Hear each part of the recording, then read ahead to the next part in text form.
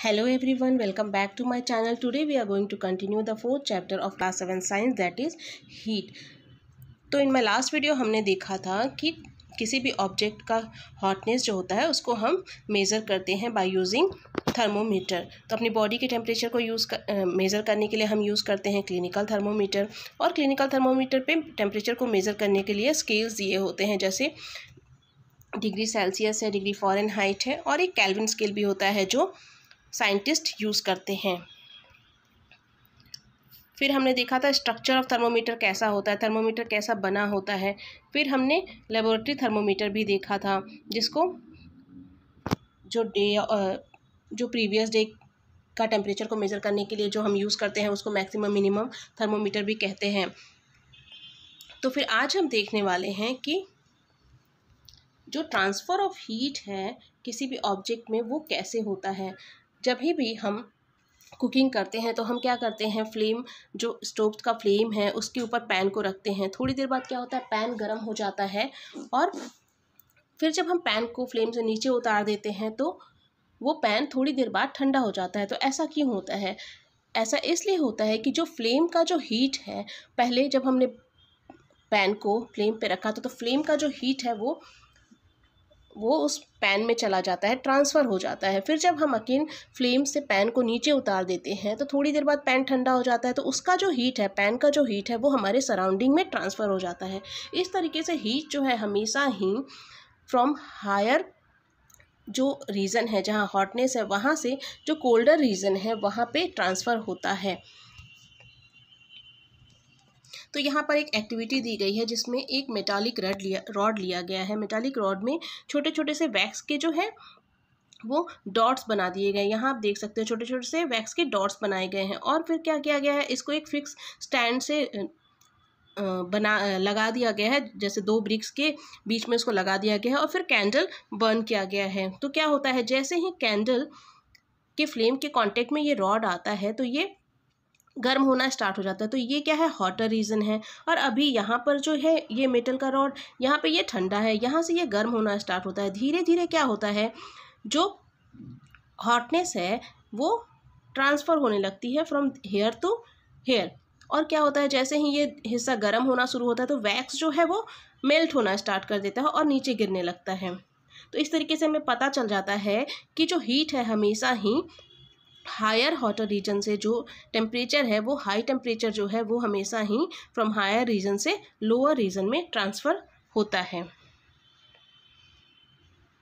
तो by this activity हमने देखा जो हीट है वो always transform from the hotter to the colder region. अब हम देखेंगे the process by which the heat is transferred from the hotter end to the colder end of an object is called conduction। जिस process में transfer of heat जो है वो higher hotter reason से colder reason में transfer किया जाता है उसे हम क्या कहते हैं, कंडक्शन। तो कंडक्शन का जो प्रोसेस है वो जनरली क्या है, उसमें कंडक्शन के प्रोसेस से जो हीट का ट्रांसफ़र होता है वो जनरली सॉलिड्स में ही होता है। तो इसमें कैसे होता है ये, इन सॉलिड क्या होता है, when solid are heated the molecule is heated. अब क्या हम जानते हैं जो सॉलिड्स होते हैं उसमें जो मॉलिक्यूल्स होते हैं वो क्या है, टाइटली पैक्ड होते हैं ऐसे।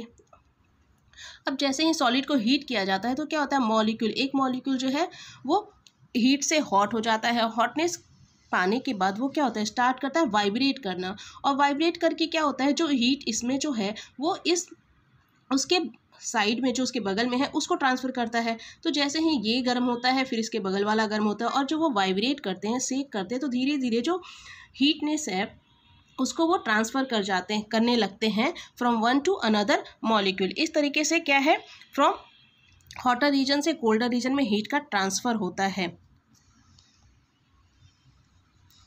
और जो ये कंडक्शन का जो प्रोसेस है वो सॉलिड में ही होता है। तो सॉलिड कंडक्शन जो है प्रोसेस, उसके लिए ज़रूरी क्या है, जो दो बॉडीज़ हैं वो always they should be in contact, उनमें कांटेक्ट होना चाहिए, तभी जो है ट्रांसफ़र ऑफ हीट हो पाएगा। और इसमें क्या है, जो ट्रांसफ़र ऑफ हीट होता है कंडक्शन के प्रोसेस में, उसमें विदाउट मूवमेंट ऑफ मॉलिक्यूल, अभी मैंने बताया ना, जैसे मॉलिक्यूल क्या करते हैं, एक दूसरे को हीट ट्रांसफ़र करते हैं, वो खुद मूव नहीं करते, वो यहाँ से यहाँ नहीं जाते हैं देने के लिए हीट, बस वो पास ऑन करते हैं हीट को एक दूसरे से। तो इसमें without movement of molecule heat का ट्रांसफ़र होता है। और ये जो प्रोसेस है ट्रांसफ़र ऑफ हीट का कंडक्शन के प्रोसेस में, वो तब तक चलता रहता है जब तक कि जो टेम्परेचर का लेवल है वो हायर रीजन और लोअर रीजन का इक्वल ना हो जाए। तो कंडक्शन के प्रोसेस के लिए ये बहुत ज़्यादा ज़रूरी है, जो टेम्परेचर है वो दो ऑब्जेक्ट का वहाँ पे टेम्परेचर डिफरेंस होना चाहिए, एक हायर होगा और एक लोअर होगा, तभी कंडक्शन ऑफ हीट हो सकता है। अब हमने पहले पढ़ा कि जो ट्रांसफ़र ऑफ हीट है, कंडक्शन का जो प्रोसेस है वो सॉलिड्स में होता है। अब यहाँ एक एक्टिविटी दी गई है जिसमें हमें कहा जा रहा है कि हमको एक बीकर लेना है और उसके अंदर डिफरेंट मटेरियल से बने हुए डिफरेंट थिंग्स को हमको डाल देना है, लाइक प्लास्टिक से बना हुआ, रबर से बना हुआ, मेटल से बना हुआ और एक पेंसिल है। तो डिफरेंट जो मटेरियल्स हैं वो हमें डाल देना है और उसके बाद हॉट वाटर पोर कर देना है। फिर हमें देखना है कि कौन सा जो ऑब्जेक्ट है वो हॉट होता है या फिर कौन सा ऑब्जेक्ट हॉट नहीं होते हैं। तो इस तरीके से हमें क्या पता चलता है, जो कुछ मटेरियल्स ऐसे होते हैं जो हीट को अपने अंदर से पास होने देते हैं, तो उनको हम क्या कहते हैं, the material which allow heat to pass through them easily are called the conductor of heat. जो भी मटेरियल अपने अंदर से हीट को ईजिली पास ऑन होने देते हैं उनको हम क्या कहते हैं, कंडक्टर्स कहते हैं। तो कंडक्टर्स के एग्जांपल्स क्या हैं, एल्युमिनियम है, आयरन है, कॉपर है। बेसिकली ऑल मेटल्स जो होते हैं ना, they all are good conductor of heat. वो अपने में हीट को पास होने देते हैं, अलाउ करते हैं वो हीट को अपने अंदर। और the material which do not allow heat to pass through them easily are poor conductor of heat such as plastic and wood. अब जो मटेरियल हीट को अलाउ नहीं करते हैं पास होने के लिए उनमें, तो उनको हम क्या कहते हैं, पुअर कंडक्टर्स कहते हैं। They are the bad conductors of heat. उनको हम कहते हैं इंसुलेटर। तो इंसुलेटर के एग्जांपल्स कौन कौन से हैं, देखिए जैसे प्लास्टिक है, वुड है, ग्लास है, रबर है, क्लोथ्स है, फर है, etcetera. They are the bad conductor of heat.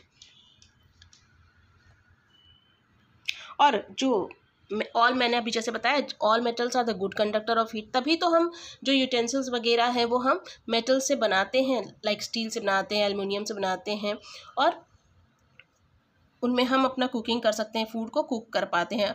और जो बैड कंडक्टर होते हैं वो भी हमारे लिए यूज़फुल होते हैं, लाइक रबर है, प्लास्टिक्स हैं। तो जो भी हमारे यूटेंसिल्स के हैंडल्स वगैरह जो होते हैं उस पर वो यूज़ किया जाता है, लाइक बेकेलाइट से बना होता है हैंडल, वो पुअर कंडक्टर है।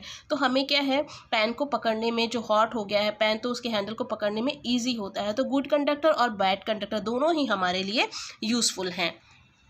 अब the water and air are poor conductor of heat. हमने यहाँ पे देख रहे हैं, यहाँ पे लिखा हुआ है the water and air are poor conductor of heat. तो अब वाटर और एयर के अंदर हीट का जो ट्रांसफ़र है वो कैसे होगा, ये हमें देखना है। यहाँ पे आप देख सकते हैं कि यहाँ पे क्या किया गया है, एक फ्लास्क लिया गया है और उसमें वाटर रख दिया गया है और नीचे से बर्नर को ऑन कर दिया गया फ्लेम से। और फिर यहाँ पे क्या, पोटेशियम परमैंगनेट का एक कोई क्रिस्टल को ऐड कर दिया गया है। फिर धीरे धीरे अब यहाँ पे क्या होता है आप देखिए, तो जब लिक्विड में जो हिस्सा फ्लेम के पास है, जो पानी का, वो क्या होता है, गर्म होता है, हॉट होता है। और लिक्विड में जो मॉलिक्यूल्स हैं फिर वो हीट उनको मिलता है, वो गर्म होते हैं। और गर्म होने के बाद वो क्या हो जाते हैं ना, लाइट हो जाते हैं, उनका वेट लाइट हो जाता है और लेस डेंस हो जाते हैं और ऊपर की तरफ चले जाते हैं। फिर जो साइड्स में जो ठंडा पानी है, कोल्ड वाटर है, वो नीचे आते हैं, उसके मॉलिक्यूल नीचे आते हैं। फिर अगेन वो गर्म होते हैं और ऊपर चले जाते हैं। ऐसे ही जब ऊपर चले जाते हैं तो उनका जो स्पेस है उसको फिल करने के लिए साइड से कोल्ड वाटर आता है, फिर वो मॉलिक्यूल्स हॉट होते हैं और ऊपर चले जाते हैं।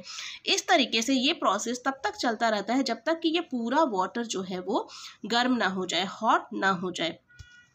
तो ये जो प्रोसेस है इसको हम क्या कहते हैं, कन्वेक्शन कहते हैं। This mode of heat transfer is known as convection. जिस प्रोसेस से लिक्विड और गैस में हीट का ट्रांसफ़र होता है उसको हम क्या कहते हैं, कन्वेक्शन कहते हैं। एक बार फिर से हम इस प्रोसेस को समझेंगे कि जब लिक्विड और गैस को जब हम हीट करते हैं, जब वो गर्म होते हैं तो क्या होता है, मॉलिक्यूल हो जाते हैं वार्म और लेस डेंस हो जाते हैं। मॉलिक्यूल हो जाते हैं गर्म और लेस डेंस हो जाते हैं। और जब मॉलिक्यूल गर्म हो जाते हैं ना, तो वो ऊपर चले जाते हैं, दे राइजेज अप, वो एक्सपेंड हो जाते हैं और राइज हो जाते हैं। लाइक ऐसे अभी मैं बता देती हूँ, ऐसे जैसे वो ऐसे इनको हीट मिल रहा है, फिर ये क्या होता है, लाइट हो जाते हैं और ऊपर चले जाते हैं। फिर इनके साइड से जो कोल्ड वाटर जो है उनके मॉलिक्यूल, कोल्ड वाटर या एयर है उनके मॉलिक्यूल नीचे आते हैं, अगेन दे गेट हीटेड और ऊपर चले जाते हैं, वो लाइट डेंस होकर ऊपर चले जाते हैं। इस तरीके से the molecule from the colder region flow downward to take the place of the warm molecule. जब मॉलिक्यूल वार्म होकर ऊपर चले गए तो फिर जो कोल्डर साइड के जो मॉलिक्यूल है वो नीचे आएंगे। इस तरीके से क्या होता है, this continuous process forms a current. ये जो ऐसे बन रहा है ना ये circle, it is like it makes a current, तो इसको हम क्या कहते हैं, कन्वेक्शन करंट कहते हैं।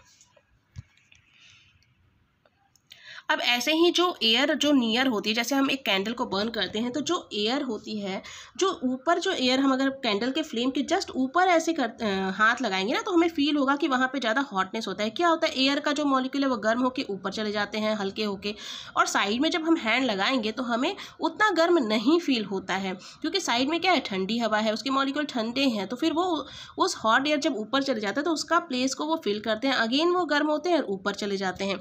इस तरीके से कन्वेक्शन के प्रोसेस से हीट का ट्रांसफर होता है।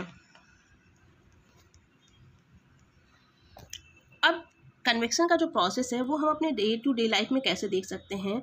जब हम एक एग्जांपल लेते हैं, जो पीपल जो living in the coastal areas हैं, जो कोस्टल एरियाज़ हैं वहाँ पे जो लोग रहते हैं वो क्या एक्सपीरियंस करते हैं। देखिए कोस्टल एरियाज़ में क्या होता है, लैंड होता है और सी में वाटर होता है। तो जब जो ये है लैंड और यहाँ है वाटर, तो दिन के समय क्या होता है, जब दिन होता है तो दिन के समय क्या होता है, जो लैंड है वो बहुत जल्दी ही गर्म हो जाता है और बहुत ही जल्दी ठंडा भी हो जाता है। लेकिन जो वाटर है, वाटर को ना हीट होने में, गर्म हॉट होने में भी बहुत टाइम लगता है और ठंडा होने में भी टाइम लगता है।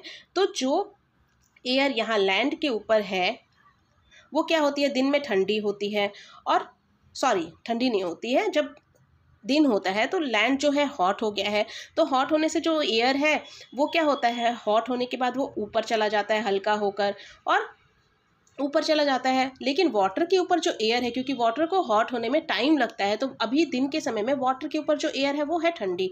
तो अब जब ये प्लेस जो खाली हो गया है, जो एयर ऊपर चली गई, तो सी के ऊपर जो ठंडी हवा है वो फ्लो करके यहाँ पर आ जाती है लैंड के ऊपर, इस स्पेस को फिल करने के लिए। अगेन फिर लैंड से हीट होकर जो एयर है फिर ऊपर जाती है। इस तरीके से क्या होता है, एक ये एयर का मूवमेंट चलता रहता है। तो जब कोल्ड जो एयर है, जो विंड है, वो जब सी के तरफ से, वाटर सी के तरफ से चलती है तो उसको हम क्या कहते हैं, सी ब्रीज कहते हैं। The air moves from sea is called sea breeze. ये क्वेश्चन आपको पूछा भी जा सकता है, the air from the sea is called the sea breeze. अब रात में क्या होता है, अगेन जब रात होती है तो जैसा बताया लैंड को ठंडा होने में भी बिल्कुल टाइम नहीं लगता है और वाटर को ठंडा होने में टाइम लगता है। तो लैंड के ऊपर क्या होता है, जो एयर है वो ठंडी हो जाती है, और वाटर के ऊपर जो एयर है, क्योंकि वाटर देर से ठंडा होगा तो वाटर के ऊपर जो एयर है वो गर्म ही रहता है और गर्म होकर हल्का होकर ऊपर चला जाता है। तो लैंड पे जो ठंडी हवा है वो सी की तरफ जाती है। तो जिस तरीके से अगर लैंड से ठंडी हवा सी के टुवर्ड्स मूव करती है तो उसको हम क्या कहते हैं, लैंड ब्रिज कहते हैं। तो ये जो है इस तरीके से, ये कन्वेक्शन के प्रोसेस से जो एयर है, ठंडी हवा जो वाटर से लैंड और लैंड से वाटर मूव करती है, वो कन्वेक्शन के प्रोसेस से होता है। यहाँ आप इमेज में देख सकती है, देखिए दिन के समय में सी से ठंडी हवा आ रही है और नाइट के समय में लैंड से ठंडी हवा वाटर सी की तरफ जा रही है। अब ये जो प्रोसेस हुआ कन्वेक्शन से, तो लिक्विड और एयर में जो है उसमें कन्वेक्शन के थ्रू हीट का ट्रांसफ़र होता है। लेकिन अब जो सन का जो हीट है वो हमको कैसे मिलता है, हम इसमें तो कोई बीच में ऑब्जेक्ट भी नहीं है, तो फिर जो सन का जो हीट है वो अर्थ पे कैसे पहुंचता है ये हमें देखना है। तो इसके लिए हम ये देखेंगे, हाँ, when we come out in sun we feel warm. हम जब सन में आते हैं तो हमको क्या वार्म फील होता है। तो how does the heat from the sun reaches up. अब सन का जो हीट है वो हम तक कैसे पहुंचता है, ये हम देखने वाले हैं। और यहाँ क्या होता है, बहुत जैसे सन और अर्थ के बीच में बहुत सारे ऐसे भी स्पेस होते हैं जिसमें एयर नहीं होता है। तो एक होता है रेडिएशन का प्रोसेस। सन की जो लाइट है ना, सन की जो हीट है, लाइट भी है जो, वो रेडिएशन के थ्रू हम तक पहुँचती है। तो जो सन का हीट है come to us by the another process is called radiation. Radiation में क्या होता है, उसको किसी भी मीडियम की ज़रूरत नहीं पड़ती है, किसी भी ऑब्जेक्ट की ज़रूरत नहीं पड़ती है, वो डायरेक्ट हमको मिल जाते हैं। It can takes place whether a medium is present और नॉट, इसको किसी भी मीडियम की ज़रूरत नहीं होती है। तो इसी तरीके से सन का जो हीट है वो हमको रेडिएशन के थ्रू मिलता है। वैसे ही जब हम विंटर के सीज़न में जब रूम हीटर चलाते हैं तो हमें उसमें भी कोई मीडियम नहीं होता है, हम उसके जस्ट बगल में बैठते हैं और रेडिएशन के थ्रू हमको जो गर्मी है वो लगने लगती है, हीट जो है हमको मिल जाती है। तो इस तरीके से रेडिएशन से भी ट्रांसफ़र ऑफ हीट होता है। और our body too gives heat to the surrounding. अब हमारी जो बॉडी है वो भी, हमारी जो हीट होती है बॉडी की, वो भी किसी मीडियम के बिना रेडिएशन के थ्रू सराउंडिंग में जाती है, और सराउंडिंग की हीट को हम भी रिसीव करते हैं by the process of radiation. तो ऑल हॉट बॉडीज, जो भी हॉट बॉडीज़ हैं वो रेडिएट करते हैं हीट को। समझ गए? तो यहाँ तक हम समझ गए होंगे कि जब जो कंडक्शन का प्रोसेस है उसमें किसी भी मीडियम का होना आवश्यक होता है, ज़रूरी होता है। कन्वेक्शन की भी प्रोसेस में, ट्रांसफ़र ऑफ हीट, उसमें भी मीडियम का होना आवश्यक है। लेकिन जो रेडिएशन का प्रोसेस है उसमें there is no need of medium. अब देखिए, kind of cloth we wear in summer and winter. हम किस तरीके के कपड़े समर और विंटर में पहनते हैं। बेसिकली जो एब्जॉर्प्शन है, हीट का जो एब्जॉर्प्शन है ना, वो डार्क कलर के जो कपड़े होते हैं, डार्क जो कलर होता है ना, वो हीट को बहुत ज़्यादा एब्जॉर्ब करते हैं, और जो लाइट कलर के कपड़े होते हैं वो हीट को बहुत कम एब्जॉर्ब करते हैं और रिफ्लेक्ट कर देते हैं। तो इस तरीके से हमें लाइट कलर के कपड़े में ठंड लगती है और हमको कूल फील होता है। लेकिन जो डार्क कलर के जो कपड़े होते हैं उसमें क्या होता है, हीट को बहुत ज़्यादा एब्जॉर्ब करते हैं, तो उसमें हमें गर्मी लगती है। इसलिए कहा जाता है विंटर में डार्क कलर के कपड़े पहने जाते हैं, और समर में क्या होता है, हम लाइट कलर के कपड़े प्रीफर करते हैं पहनना। और जो वुलन क्लोथ्स हैं, वुलन क्लोथ्स क्या होते हैं, वुलन क्लोथ्स हम विंटर में पहनते हैं। तो वुलन क्लोथ्स हमने देखा था, जो वुलन क्लोथ्स हैं वो फाइबर से बनते हैं। और फाइबर क्या क्या काम होता है, वुल का क्या काम होता है, वो एयर को ट्रैप कर लेते हैं। और एयर क्या है, वो बैड कंडक्टर है हीट का। तो जो हमारी बॉडी की हीट होती है वो उसको बाहर निकलने से रोकते हैं, जिससे हमें वार्मनेस की फीलिंग रहती है। अब suppose you are given the choice in winter of either using one thick blanket. एक मोटा ब्लैंकेट आपको दिया जा रहा है यूज़ करने के लिए, और या फिर दो पतले पतले जो ब्लैंकेट हैं वो यूज़ करने के लिए दिए जा रहे हैं। तो आपको कौन सा कंफर्टेबल फील रहेगा। Remember that there would be a layer of air in between the blankets. अब क्या है, एक ब्लैंकेट जो हमने लिया उसमें तो ठीक है, वुल से एयर ट्रैप हो जाएगा और हमें फिर जो है ठंड नहीं लगेगी, क्योंकि हीट जो है एयर से ट्रांसफ़र नहीं हो सकता है। एयर जो है बैड कंडक्टर है हीट का। लेकिन जब हम दो पतले पतले ब्लैंकेट लेंगे तो उसके बीच में क्या है, एक एयर का जो लेयर है वो बन जाएगा, तो हीट जो है वो ट्रांसफ़र नहीं हो पाएगा। तो उस दो ब्लैंकेट में हमें ज़्यादा गर्मी लगेगी। तो आई होप कि आपको ये चैप्टर समझ आ गया हो, जिसमें हीट का ट्रांसफ़र कंडक्शन, कन्वेक्शन और रेडिएशन के प्रोसेस से कैसे ट्रांसफ़र होता है। अगर आपको ये वीडियो अच्छी लगी होगा तो इसको लाइक करें, शेयर करें और सब्सक्राइब करें। Thank you.